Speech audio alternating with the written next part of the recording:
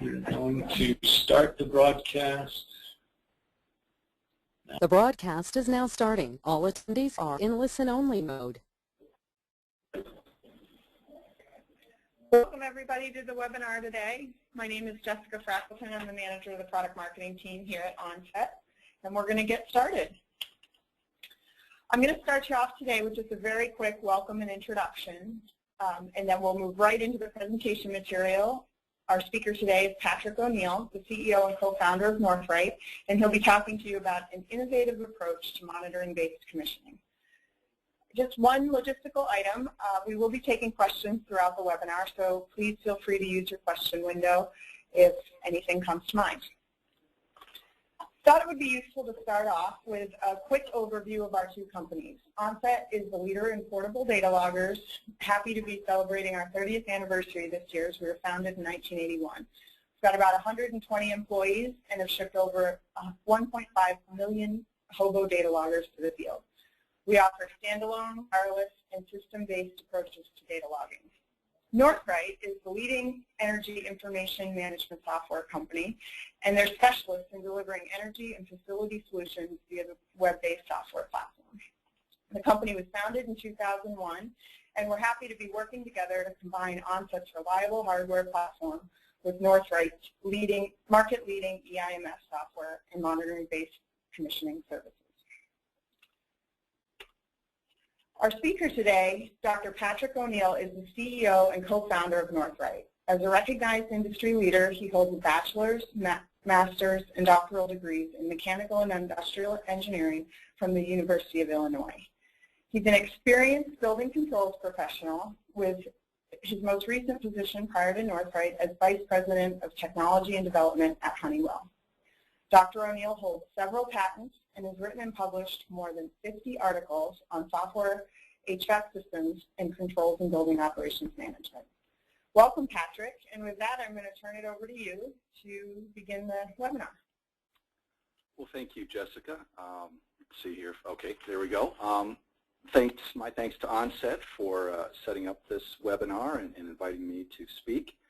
And, of course, thanks to all the people who have joined us here for a little discussion on monitoring-based commissioning. So we've got a lot to cover, and just a quick run through, maybe just give you a really brief sense of what Northright does as a company, but then kind of dive into the topic here of various methods for energy savings programs, just lightly touch upon some of the things that are sort of off the mark for monitoring-based commissioning. Give you a little sense of how we build up the savings, so how you can look at the savings that you get from monitoring-based commissioning. The Northright believes that we've got a fairly unique approach to this, so we'll get into what's different about that and then spend a fair bit of time walking you through our process and how we approach monitoring-based commissioning. And Northright is an energy information management software company, so I'd be remiss if I didn't share some of our software with you here. So we'll give you a sense of some of the tools and some of the screens and functionality that we use to deliver this monitoring-based commissioning service. Touch a little bit upon utility incentives. Hopefully leave some time here for our friends at Onset to talk about the hardware that we use for monitoring-based commissioning. And then questions at the end. I'm also going to attempt to kind of monitor the questions as I go through the slides and hopefully address some of them, as we move through the presentation. So this is really the only slide I've got on Northright. When you think of an energy savings program in its broadest sense, there's really a lot of activity that goes on around delivering the end result. We tend to, in the energy field, kind of talk about just monitoring meters or utility bills, but there's a whole lot of other things that really need to happen and that someone's got to do. And so, a comprehensive energy information management system really addresses much more than M&V, if you will, or utility bill tracking. There's a lot of collaboration required, interaction between the different participants of the program. There is need to manage and track tasks, work orders. There's document management, and really a whole additional set of capabilities that an enterprise needs to successfully deliver a program. So we've got a lot of those tools that are integrated in a single platform, and what we're going to do here today is really pick out a few of them and talk about how they are deployed to deliver monitoring-based commissioning. So let's really start by saying, what are we trying to accomplish in an energy savings program in general? Save money.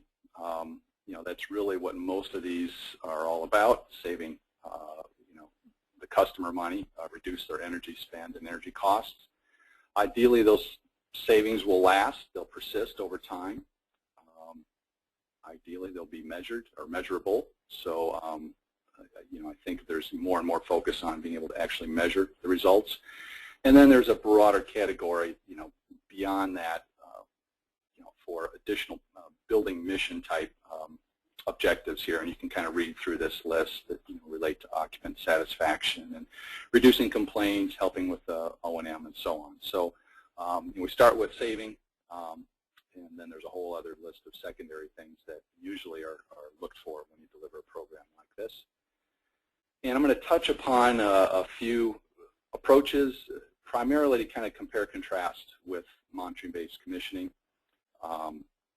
Look through the list, and I'll just so people know, I'm fully aware of the fact that there's a lot of overlap with some of these.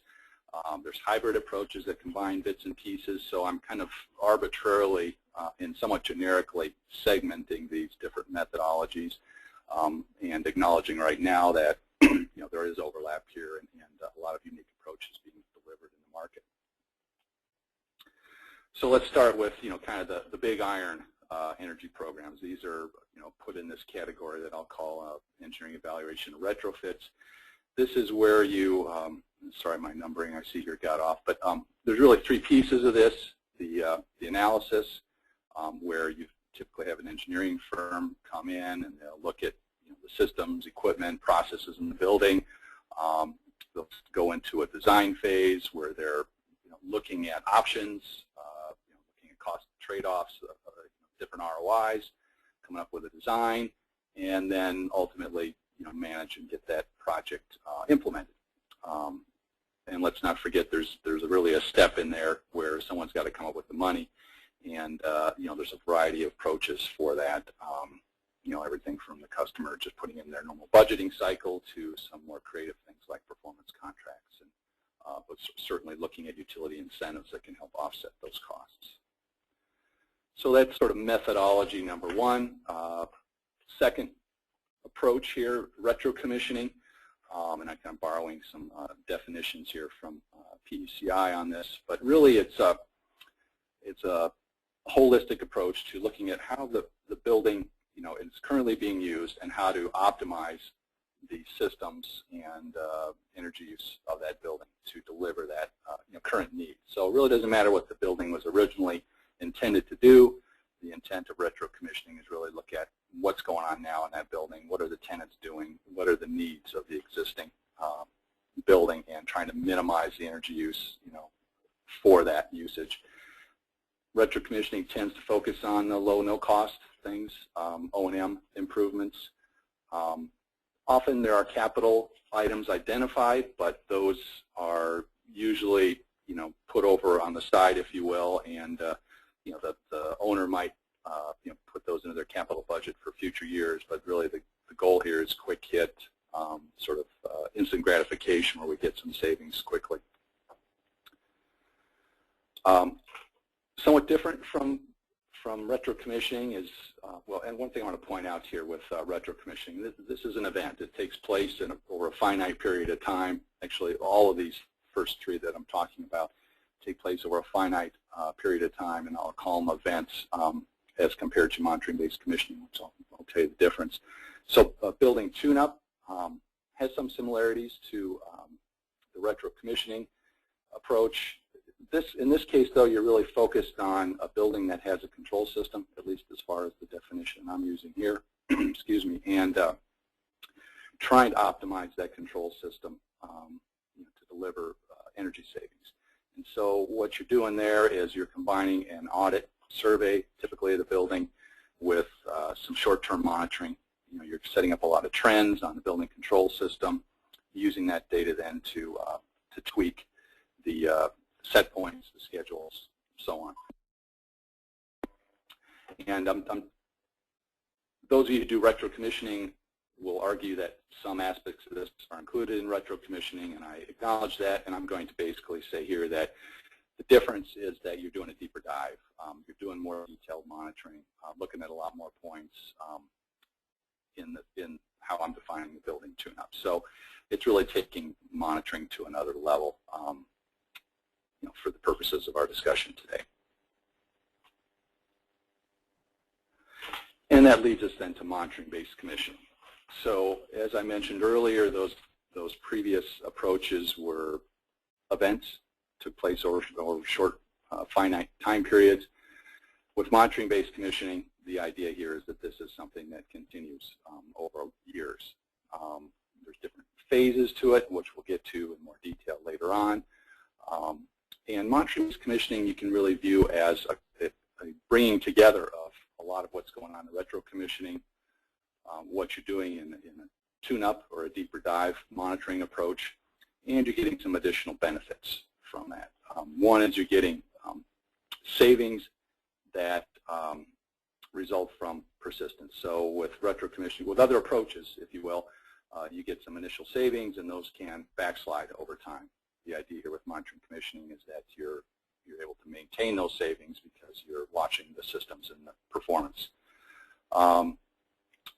You're getting, versus retrocommissioning, you're getting that additional layer of monitoring and tune-up-like functionality for monitoring-based commissioning, so that adds to the savings. And really, if done right, the monitoring-based commissioning approach should continue to kick out new opportunities for energy savings as you go through the life cycle of the project. Again, over time, over months and years, new measures should be identified. So kind of a visual way to sort of build that up is if you look at retrocommissioning alone. So you come in, you do your retrocommissioning, you get an initial hit of savings, and almost immediately those start backsliding because people come in and change set points, schedules get changed over the weekend and don't get changed back. You know, that's the classic problem with event-driven approaches. Is as soon as you walk out of the building, you can pretty much count on those savings starting to degrade. So we're going to add that back in, that backslide piece with monitoring-based commissioning, because if done right, you should identify backsliding immediately and get it rectified so that you don't see this drop-off in savings. We can then layer in this more detailed metering monitoring approach that you get with Tuneup. So that gives you, an incremental slice of savings for monitoring-based commissioning.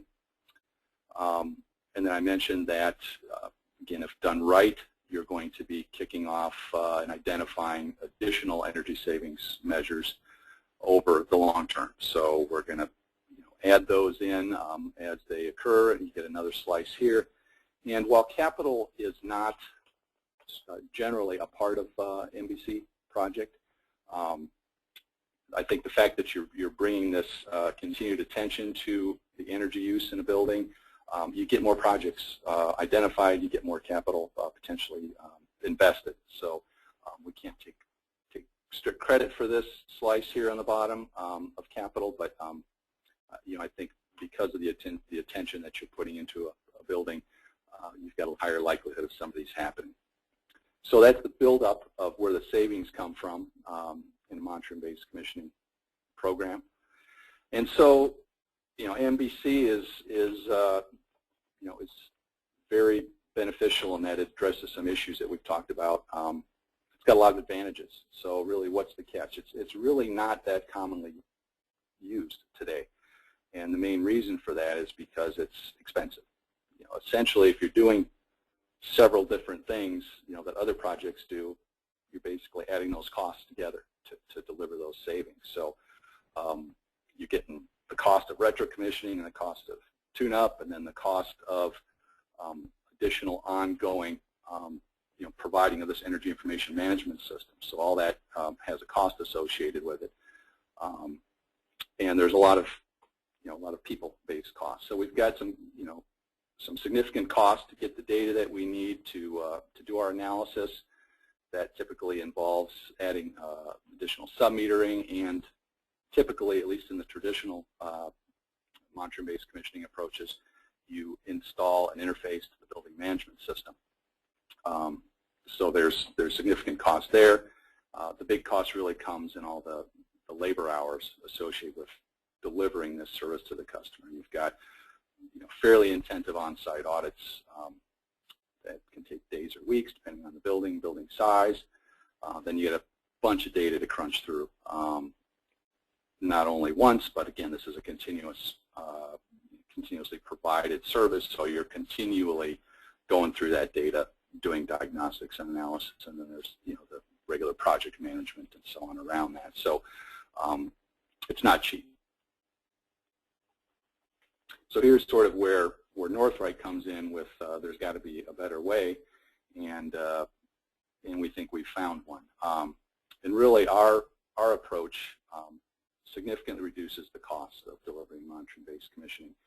And one of the benefits of that are that you can push MBC down into much smaller buildings than they're traditionally done in today. So, most of the people out there doing MBC right now focus on the really big buildings and the really large portfolios, and really don't get into the smaller mid-sized market because of the cost. Again, I'll show you where that savings comes from, but that's a major benefit here. And when we go out and do a project, this is the kind of energy savings that we're expecting, 10 to 20% as a result of implementing MBC. You might get a few that are lower, and certainly some that are above that, depending on what you find when you go into the building. But that's really the target. That's where our financial proposition is based on when we walk in and talk to an owner about this. All right, so we're proposing that there's a much cheaper way to deliver monitoring-based commissioning, and we've done this process on about 1,000 buildings, so we think we know what we're talking about at this point, and we also think that the Pareto principle is in full force when it comes to monitoring-based commissioning. And basically what that says is that for 20% of the input, you get 80% of the output. In this case, cost is your input, so you can put 20% of your cost into a project and get about 80% of the savings. And again, we've got many examples where this is the case, and then the real trick comes into determining what 20% of the inputs are you really talking about here to get that output. So let's kind of walk through that. What I'm going to do is really compare our approach to the more traditional monitoring-based commissioning. So in the traditional approach, there's often detailed sub-metering. In our monitoring-based commissioning, we really focus on the whole building meters. Almost every MBC approach that is deployed now requires some sort of interface to the BMS. What we do is a portable short-term monitoring of the facility, and I'll talk about that in more detail in a minute. When you get all this data, then you're left with the analysis of hundreds and thousands of data points from a building, again, continuously. And our approach boils that down to a couple dozen, typically at most. Traditional approach requires an extensive on-site survey and audit. We find that we can do just fine with a web-based survey. Various approaches for getting the actual energy savings measures implemented. We rely on a highly automated approach where we use web tools to track the ESMs. There's alerts and escalations if things aren't getting done, but there's a lot of automation that we bring to it. And both approaches really sit upon and rely on an energy information management system to really give you the visibility into what's going on in the project. So we really focus on what's the minimum we need to get the maximum output. And we found that this approach here allows us to sort of do that 80-20 approach of getting the bulk of the savings with a much smaller upfront investment. So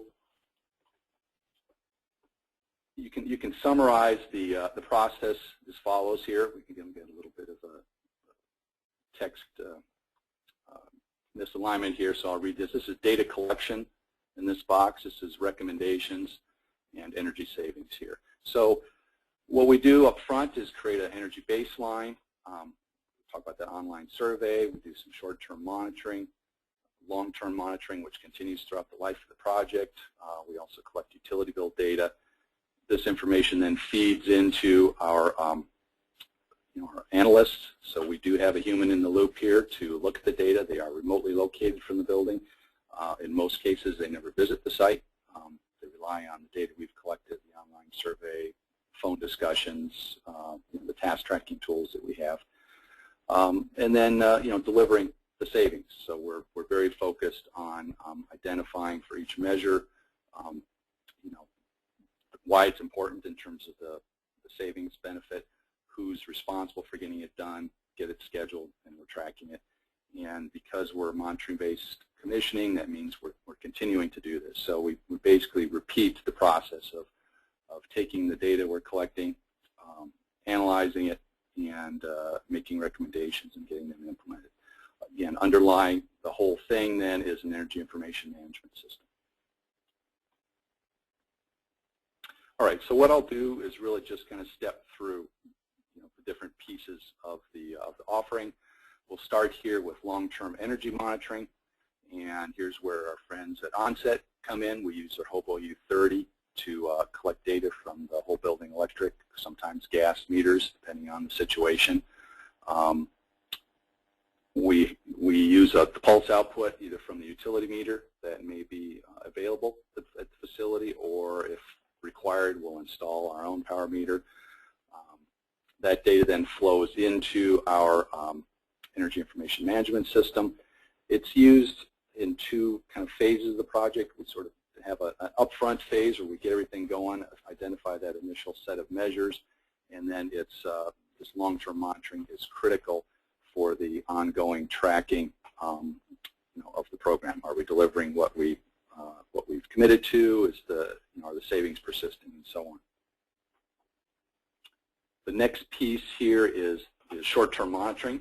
So at the program launch, we will send a kit to the site that's got about 10 multi-sensor devices in it that will monitor temperature, lighting levels, humidity, carbon dioxide. We found that by strategically placing these sensor kits around the facility, we can do a really good job of evaluating sort of the as-is operational characteristics of the building. This is a primary input into, along with some of the other monitoring that I talked about already, to the generation of the energy savings measures. We do this up front, and we repeat it as needed. So as needed might be a seasonal change where we need to pick up some more information. It might be annual, just to make sure that we're finding every opportunity there, or if something's going on that we can't quite quantify, I might use it for troubleshooting. So we use this approach periodically throughout the life of the project. Online survey collects the type of information you'd expect in terms of really helping us understand the facility, what equipment's in it, lighting, control system, if there is one, what the occupants or the operations staff thinks the schedules are, what they think the set points are, and so on. This really informs a lot of our recommendations. If they think they're controlling it in a certain way and our measurements determine they're not, then there's an opportunity there.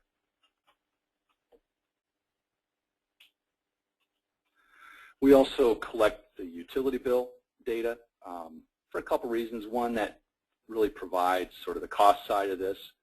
So this is where the rubber hits the road in terms of the dollar savings. But also it helps us, we can provide various benchmarking capabilities off of the utility bill data. We're an automated Energy Star benchmarking partners. So when you get your utility bill data into the system, that automatically goes over to the Energy Star, and we get the benchmarking results back for that. It's just a good sort of additional stream, if you will, of information that we can provide to the building owner on what's going on in their building, how they compare to others, what the dollars and cents are. Then we get to the actual energy savings recommendations, and for this we rely on a partner, Air Advice, who's based out here in Portland, where I happen to be. So they are in charge for when we deliver a mantra-based commissioning program. They're in charge of coming up with the energy savings measures that we deliver to the customer. They use a little bit of art and a lot of engineering and experience to get that done. When they generate a measure, they input that into our software tool called Energy Savings Measures. We actually have a software tool called that, which I'll show you a few screens from in a minute here. We use that tool as a primary way to interact with the customers, where when a measure is identified, we give them background on why we think that's a savings opportunity. We might provide them with some attachments, a chart or graph that shows why this measure is warranted. There's a description of what the customer should do. There's a financial breakdown in terms of net present value and so on, sort of the why should they care part of this measure.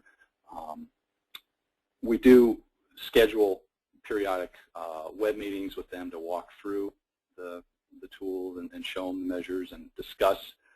Some of them may not be appropriate for the building based on other constraints that we're not aware of, so we have a often interesting discussion with them on what they really can implement, and maybe they need to, or have an opportunity to think a little differently about some of their dogma and do's and don'ts that they've been operating under before. So there's some give and take there and some back and forth. All the activity, so there's a lot of accountability here because all the activity is tracked and logged in the software. When we make a recommendation, it's logged. Escalations and notifications are logged so everybody can see what's going on. When a measure is identified, these are the types of things that the analyst inputs into the system. The estimated energy savings, cost, and what's this thing going to cost to implement, persistence of the measure. So will this measure last for 6 months, 6 years? How long can we expect to get these savings? The degradation. So the software kind of takes the persistence and the degradation, and it uses that to come up with its estimated savings, and that feeds into the financial calculation. The degradation options that we have are a linear and a cliff degradation. A linear degradation means that we start getting savings of X at the beginning, and that linearly goes to 0 by the end of the persistence period. Whereas a cliff, you'll get full credit for that savings until the end of the persistence period, and then it'll go away. You've got the option to set measures up as recurring, so you can put a schedule in, kick this measure off to have them redo the sensor calibration or check the set point or whatever it is on a quarterly, semi-annual, annual basis, and so on. So we take a lot of care to document much more than what's traditionally just a recommendation. Change this set point, we think to save energy. We really need to tell the customer why it's important, and that boils down to the savings they can expect and the return on that. Just a quick view of some of the screens that the analyst uses to enter these measures. I won't go through them all in detail. I talked about most of the types of information that goes in here. One thing I just will point out is, you have the ability here to identify a measure that's only applicable to a day of the week or certain months of the year. So you've got a high degree of resolution around how you want to apply that measure and the resulting savings. This next view really shows a good summary of the measures that you've recommended. So we've got, in this case, this example case, we've got 5 energy savings measures that have been identified, and you've got a net present value in green and a cost in red for each of the measures. We then aggregate those here in the second slice, and if you kind of look at this example, the crossover point is about 1 year. So if you implement everything here today, essentially, a year from now, you're going to be cash flow positive position. You may want to focus on these three here because they've got the lowest cost and a pretty good chunk of savings and net present value. And it's a little hard to see here, but each of these are the cash flow from the individual measures. So there's some that start out here and are across the axis right away, some that take a little more time to get up there to the cash flow positive point. And then you can look down here and drill into each measure in more detail, see those analysts' recommendations, add your own comments or questions, and the analysts will respond back. So this is an important tool that we use. We set up notifications then within the tools so that once we've established that a measure is something that the customer will implement, we put a timetable in place, we identify the responsible person for that. We'll give them some notifications and alerts, and if appropriate, there's also an escalation capability where perhaps their management will get some notifications if things just aren't getting done.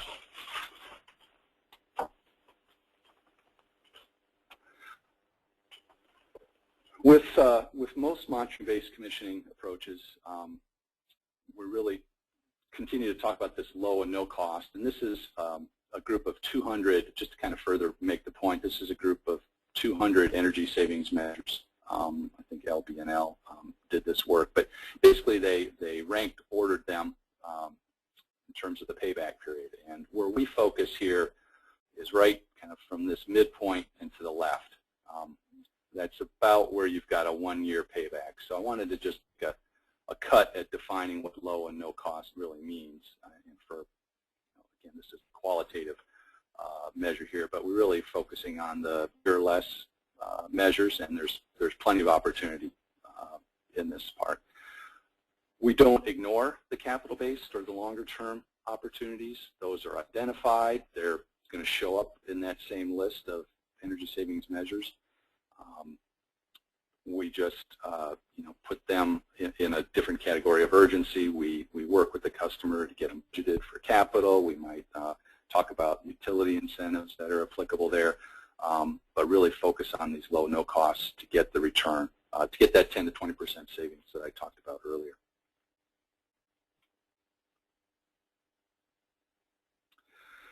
Here's some examples of low, no cost types of savings measures that kind of let you read through the list here. The usual suspects show up. These tend to be somewhat obvious after you see them. What we find is that in many cases, the people operating the buildings, understand these and know they should be doing them. But in many cases, they just haven't been able to, to find the time or the focus to get them implemented. So having a program in place like this tends to get them off the dime. And we do come up with ideas that they haven't thought about, which I think they appreciate and value. We also don't ignore behavior-based opportunities. So we focus on what the operations staff can do, and that's where a lot of the savings come from. But there is a behavior-based component which is important, and we do make that visible and work with the customer in a number of ways. And here's some examples. We provide a poster template that they can put up by the water coolers and the break rooms and so on, just letting people who are in the building, give them some ideas on how they can save energy. We provide an email template that they can send out to the occupants of the building just on a quarterly basis, however often they want to. Everyone's got a different philosophy for that. But again, to remind them, here's what you can do. And a lot more of our customers are putting in visible displays, and we call them energy kiosks. That's what Northright's product name is for that. But think of a flat panel display in the lobby or the cafeteria of a building where you're actually providing information on the results of the program. How much are we saving? What's our carbon footprint doing? To really engage and keep the program visible and keep the tenants and the occupants of the building engaged. So we find that to be a very valuable additional measure, and we actually put it into our system as an energy savings measure. Okay, I'm going to switch gears a little bit and talk about some of the tracking, verification, some of the analytics tools that are a part of our energy information management system. A lot of the M&V is based on a data fusion engine, a modeling engine that was created by the Department of Energy and P&L. Northright commercialized this about 5 years ago, but it's really an innovative approach to modeling energy use in a building. And I'm not going to go into the details of this. It's on our website. There's a white paper there if you want to dig into the all the interesting aspects of it. But it's really based on a methodology that uses bins to group like operating conditions and create a base model based on that multidimensional bin approach. Has a lot of advantages over linear regression and some of the other approaches that are used. So that's all I'm going to say on it, but just want you to know that it's kind of underlying a lot of the predictive approaches that we have here in our system. So I'm just going to step you through some of the screens and the software functionality that, again, are primarily used for monitoring-based commissioning.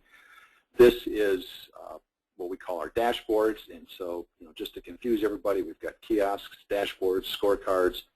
All of them essentially are ways to summarize information, but actually our dashboard lets you roll up multiple scorecards in this context. So what we have here is a carousel. This is kind of like your iTunes cover art. You can flip back and forth through different reports and charts and tables and scorecards, and you set them up to be pushed to this carousel on a schedule. So if I want to know what my performance is for 3 buildings that I'm tracking myself, I can create scorecards for those, and I can have them on a schedule so that once a week or once a month they are updated and put in my carousel here, so I can go right to this view and get a summary of what's going on. If I want to drill into that particular functionality, then all I have to do is click on the scorecard here, and it'll drill right down into that application. What you're seeing here is a multi-site roll-up. So I've got about 20 buildings that are all being modeled and tracked. The green buildings are ones that are using about the expected energy that, about the amount of energy that we would expect. Red are using more energy, and blue are using less energy, and you can kind of see how they stack up. So this is a quick visual on where I've got potential problems in my portfolio, and I can act accordingly. Let me just kind of step through some other views. So this is for a single building. So that last scorecard we looked at, everything was aggregated up, the total consumption and so on was aggregated up. This is now showing individual buildings. Got a high and a low example here. So on the left, this is for a month, I believe, the month of May.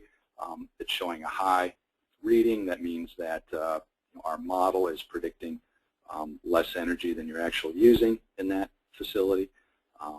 The right-hand side is the opposite. So when we're implementing an energy savings program, we want to see a lot of these blue triangles and not many other red stop signs.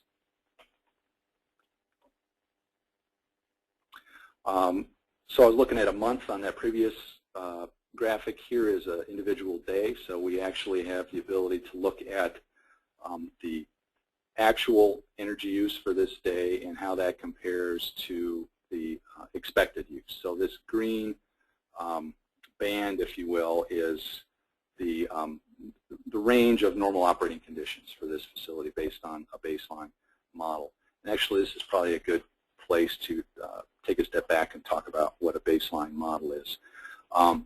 The way this particular tool works is you define a baseline period that you're going to use as your comparison period for your project. So it might be last year, it might be the last 6 months, it really depends on the specifics of the building. But what we're going to do then is, through the use of the tool, we're going to compare future performance against that baseline period.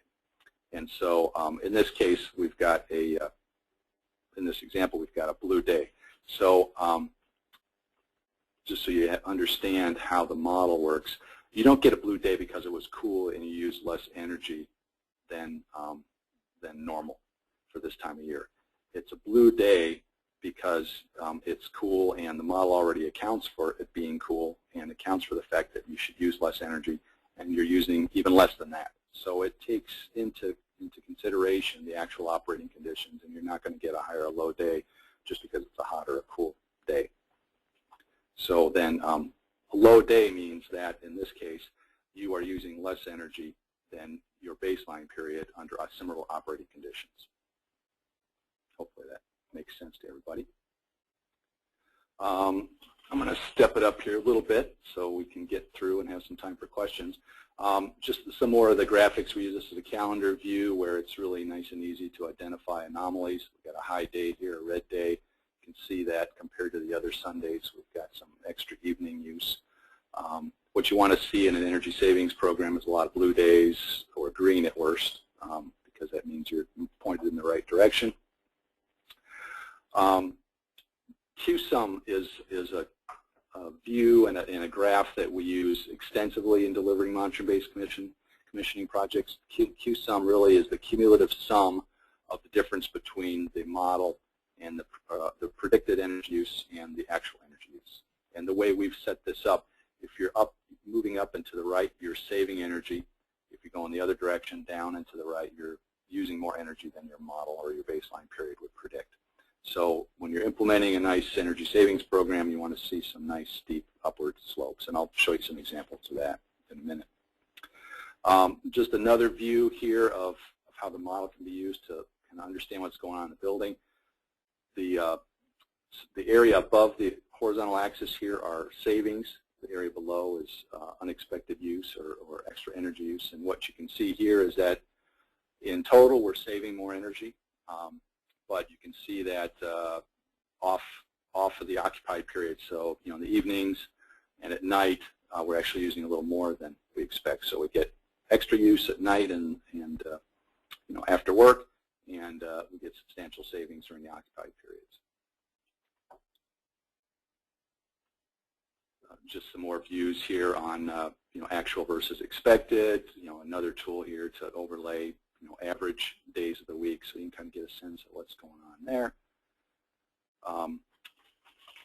Just wanted to walk you through some examples of monitoring-based commissioning projects and how that QSUM chart behaved over the course of the project. So here's an example where in an office building, actually before we started making recommendations, we got a significant uptick based on behavior-based savings. And we've noticed this in a lot of cases where just the fact that we're going to do a project and start talking about it, the increased awareness sort of gets the motivation going for the on-site staff, and they're starting to implement savings already. So in this case, we had historical data before we even put in the U30, and we noticed they were saving energy, and we got an increase in the slope here once we started making energy savings measure recommendations. But it was an interesting fact that they already were getting significant savings just by starting the program.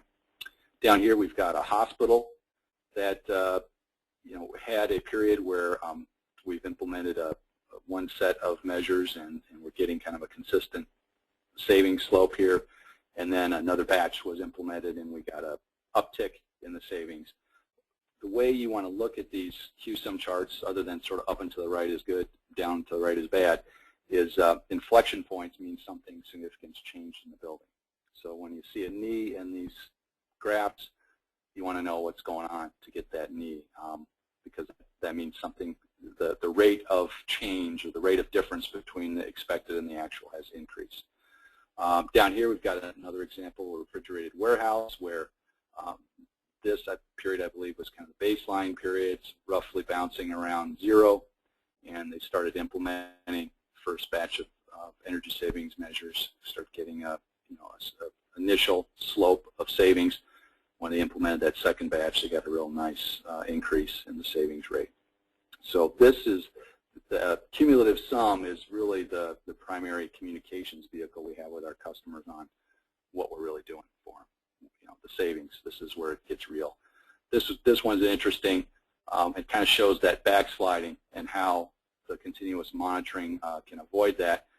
Here we've got a nice group of savings, or a nice savings rate being attained. This particular site, the control vendor upgraded the software and basically reset a lot of the optimizations, the set point optimizations and schedules that we had put in place, and basically eliminated the savings. So obviously went back in here then and kind of retuned that, but who knows how long that would have gone on if we weren't doing the continuous monitoring. So I want to kind of just bring this to a wrap here by talking a little bit about incentives. We're still really in the very early stages of utility incentives. There are a few out there, and this is not meant to be exhaustive by any means. There might be some that I've missed here, by all means, most likely. But ones we've run across recently, got some incentives already on the books here at National Grid, NYSERDA, and others. BC Hydro has got a kind of a different spin on monitoring-based commissioning, but I'll put it in here anyway. Got a nice program up there. And then there's probably multiples of, in terms of numbers of utilities that are looking at piloting, evaluating, or just what they need to do or should do relative to monitoring-based commissioning. I'll end with one example here of how we're working with NYSERDA in New York. We're kind of midway through a 18-month project there to do market transformation, to roll out our flavor of monitoring-based commissioning across the metro regions in New York. Working with Onset there to provide hardware. Their take on it was really that they were very attracted to the fact that we could deliver monitoring-based commissioning to the small and mid-size buildings. Again, those are harder to reach with the more traditional MBC approaches. So we're in the process of signing up service providers in each of the markets, putting case studies together there for NYSERDA and for the service providers, with the idea and intent here that this will be a self-sustaining program afterwards, and like I mentioned on the previous slide, NYSERDA already has incentives for this, so we just kind of fall right into that incentive program. So we've got a few minutes here to, I think, turn this over to Onset and let them talk a little bit about their U30 hardware and kind of how we've worked with them on implementing their hardware and our energy information management system for monitoring-based commissioning. So we'll turn that over to Jessica. Thanks, Patrick.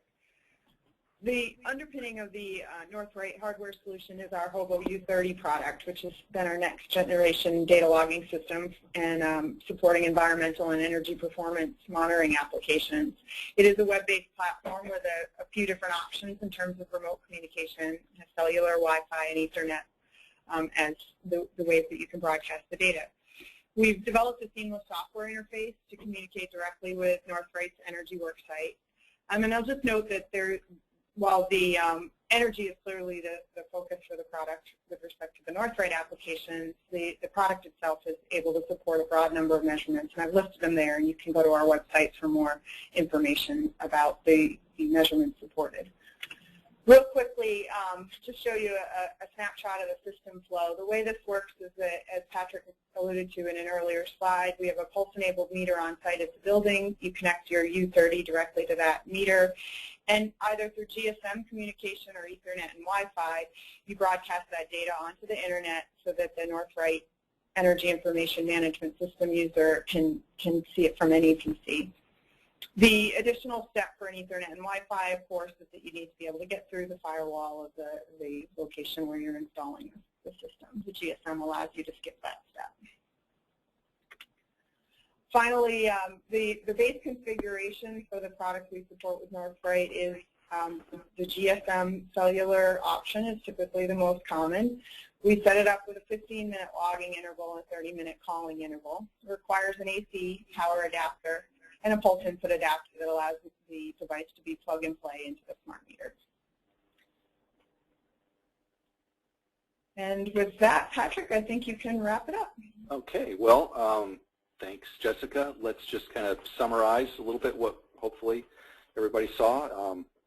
Just to reinforce the fact that with monitoring-based commissioning, it's not an event, it's an ongoing service that is delivered over multiple years typically to provide the benefits that I've talked about earlier on. Hopefully you understand how we've created a lower cost alternative here to some of the traditional MBC approaches, which affords us to and allows us to get into smaller buildings. And a lot of our customers now are smaller buildings that really just weren't of interest to MBC programs. It's continuous and ongoing. That ensures persistence. And one thing which I didn't really emphasize is the infrastructure that we have in place will also identify just operational issues that pop up sort of outside of what we've been working on for energy savings measures. But if something just goes askew in terms of the operation and that has a significant energy impact, that will be identified in real time. And so we've got additional opportunity for savings there. And because we have this infrastructure in place and we're providing a lot of help to the local site staff, we're not as reliant as some of these other approaches might be on individuals at location. We can provide a little bit of institutional memory, if you will, that certainly portfolio owners appreciate. So that's another benefit of the program. So thank you all. Thank you, Onset, again. I think we have some time for a few questions, if there are any. I haven't seen anything come up here as we've proceeded, so if you've been holding back and actually, Patrick, we've got some questions here on this side that we'll work through. Okay, I haven't seen any, so you'll have to read them off, Jessica. Sure. The first question was, can you talk a little bit about the cost for implementing an MBCX system and the associated ROI? That's a good question. I mean, I'm not prepared to talk about Northright's cost. We can certainly do that offline if you'd like to contact me. But I've seen studies by folks. There's an LBNL study out there that showed anywhere traditional. I'm talking about traditional MBC, anywhere from 30 cents a square foot to $1 a square foot for the first year. Those ROIs were generally longer than a year. We shoot for 6 to 12 months with our MBC solution.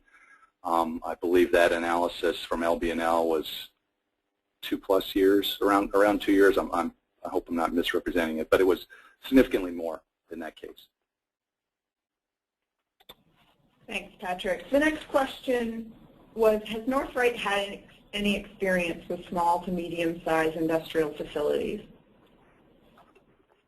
We don't really do much in that market. It's a very different animal, as everybody knows, from a commercial building.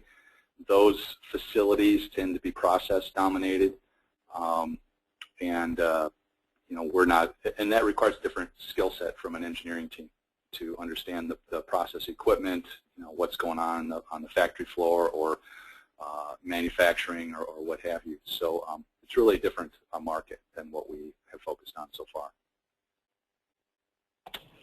Thanks, Patrick. We'll just finish up with one last question.